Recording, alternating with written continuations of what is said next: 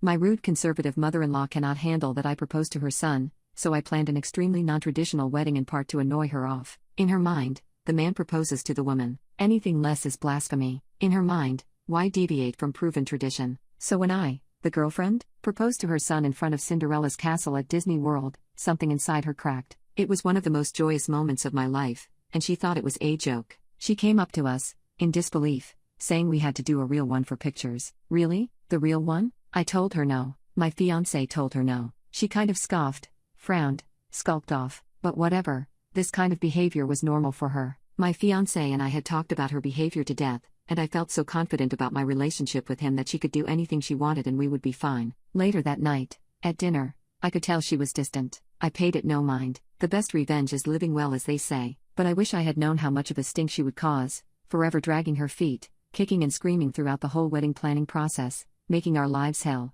because we didn't do something the way she envisioned it. I know, it's a story as old as time. If I learned anything from getting married, it is that everyone in your lives has an opinion, but if they are nice, they keep it to themselves. But everyone has met someone who can't hold it in. The sometimes rude, foot and mouth types, the kind who have no filter. My mother-in-law is one of those people. At dinner that night she said, begrudgingly, that she can't wait to see which church we pick. We ignored her. She knew that we were no longer a part of the church and would likely not care to get married in one. But she can't help herself. She gets in her little jabs to let everyone know she disapproves. Later on it was, you're sure you're going to get married in an Airbnb? But there are so many nice churches in town. You get the point. But it's not always so explicit. She is a master of subtle manipulation as well. But I can spot it. That will look something like, "You're not inviting Matt? Such a nice boy." And that one may take the cake. For context, Matt is my mother-in-law's neighbor who also happens to be my effing ex-boyfriend. Take one guess why she might want Matt around. Could it be a thinly veiled attempt to get me to leave her son and date Matt again?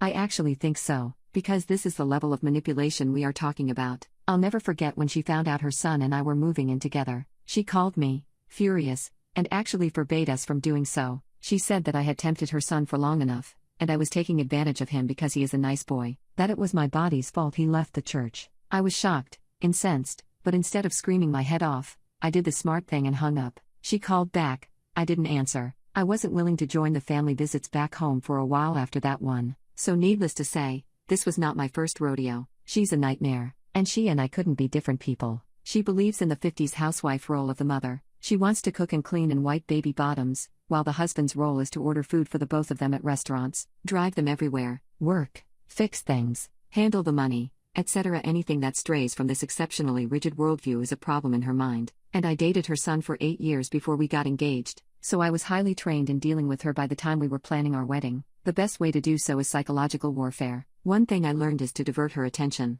give her something to do, somewhere to put all that nervous energy. So I gave her little jobs to make her feel important. She was in charge of booking the food truck for Friday and flowers for a welcome table. You bet your. But we heard 1,000 times, a food truck? At a wedding? But we held our ground. She found us a snazzy lobster roll truck. She did a good job with the welcome table flowers too. The issues came about closer to the big day. I had my own vision for a wedding. I didn't like the weird pure nature of the traditional service. I wore a blue dress. And I should mention, it's not like I'm opposed when other people go more traditional. You better believe that after how I was treated I will never comment anything about other people's weddings. I just knew what I liked, so we did that. We walked down the sides of the aisle, not the middle. My father didn't give me away. That felt transactional, like I was property. Both my parents walked me down. We had a mixed-gender groomsmen's party. My mother-in-law had something to say about that. She said to our female friend, "Sorry hun, don't you belong over there with the girls?" Even though she was clearly wearing a suit, with a matching tie, standing with the other groomsmen. Our friend explained politely that no,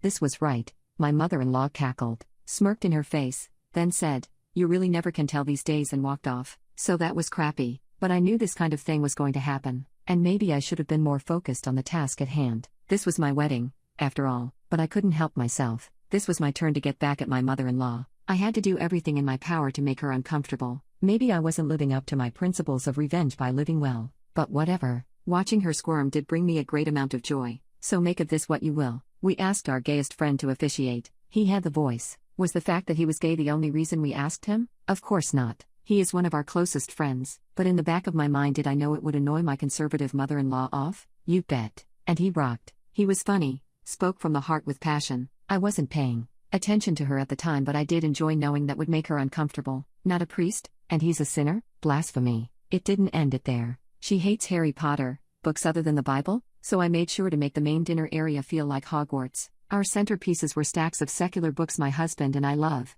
and I know she hates. I mean, I was going crazy with it. My husband was holding the bouquet at the altar, explicit versions of songs on the playlist. I brainstormed how we could work drag queens into our ceremony but couldn't come up with anything, so she left pretty early into the night. Finally, I could relax. My husband and I were tearing it up on the dance floor. Easily the best day of my life. I hope I gave her something to think about. I hope she left the wedding appalled, in awe of how different she would have done things. The next time I see her, I'm sure I'll get an earful. But it's okay, I feel like I got my payback in my own way.